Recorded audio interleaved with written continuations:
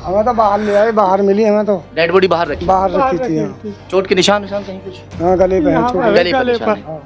तो उनके पेट में बच्चा था, एक पहले खराब हो गया 4-5 महीने का और एक अब था। अच्छा। इसीलिए उनकी सास और उनके देवर उन्हें तंग करते थे। मार रही है जब घर से देवर दोनों फरार हैं।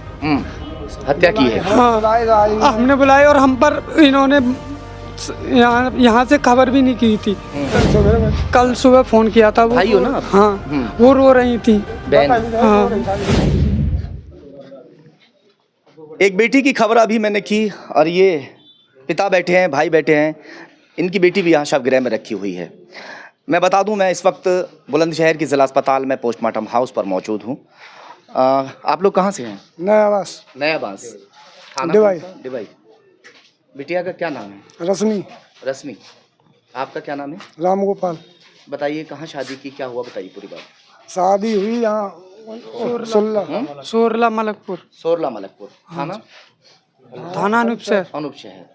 बिटिया कितने समय हो गए शादी को बिटिया की? 1 साल 3 महीने।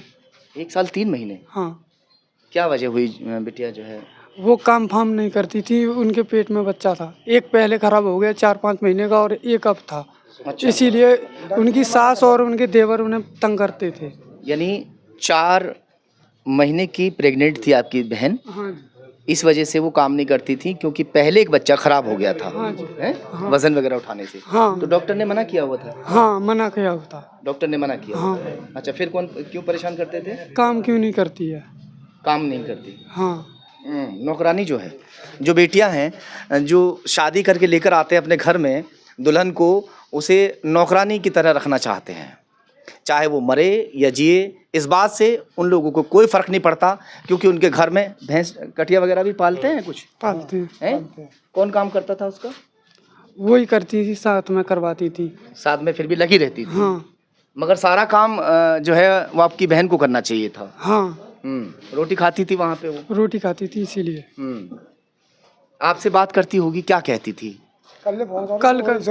कल सुबह फोन किया था वो। भाई हो ना आप? हाँ वो रो रही थी। बहन? हाँ बहन। क्या कह रही थी? बताई नहीं थी कुछ भी। बस रो रही थी। हाँ। हाँ। आखिरी बार कल बात हुई? हाँ जी। माँ से भी बात हुई थी? माँ से कुछ तो बतला रही होगी कि क्या मुझे परेशान कर रहे हैं, कुछ ऐसा कुछ? वो सारी बात मम्मी से की थी। मैं तो कह रहा था मम्मी अभी मैं लिवा खिला रहा हूँ, उन्होंने मना कर दी, भैया अभी मत आओ। अभी मत आओ, आपसे मना कर दिया? हाँ। अच्छा। बेटियां अपने ऊपर झेलती रहती हैं, ये बात मैं बार बार कहता हूँ। जो बेटियां हैं वो अपने भाई को, अपने बाप को परेशान देखना नहीं चाहती हैं और इसी वजह से शायद इन्हें बताना ही रही थी और वो सिर्फ़ और सिर्फ रोई जा रही थी। जब आखिरी कॉल अपनी माँ से हुई, अपने भाई से हुई, अब भाई का रो रो कर बुरा हाल है। भाई ने तो कल कहा भी कि मैं अपनी बहन को जाकर ले आऊं, अगर शायद कल ये चले गए होते तो जान बच जाती। और देवर दोनों घर से फरार है, घर से भाग गए। कल से ही भाग गए सब। आए ही नहीं उनके पास। कल से कोई नहीं आया? नहीं। जब आप वहाँ पहुँचे कौन कौन मिला आपको? उनकी सास मिली बस सास मिली। हाँ, और डोकर। क्या बड़े स्थिति क्या थी बहन की जिस वक्त वहाँ पहुँचे थे? हमें तो बाहर ले आए, बाहर मिली हमें तो। डेड बॉडी बाहर रखी थी हाँ। चोट के निशान कहीं कुछ? हाँ गले पे है, गले पर निशान है। तो खुद ऐसा किया या क्या हुआ, बताइए थोड़ा सा। मारा है या खुद? मारा रही है जब घर से देवर दोनों फरार हैं।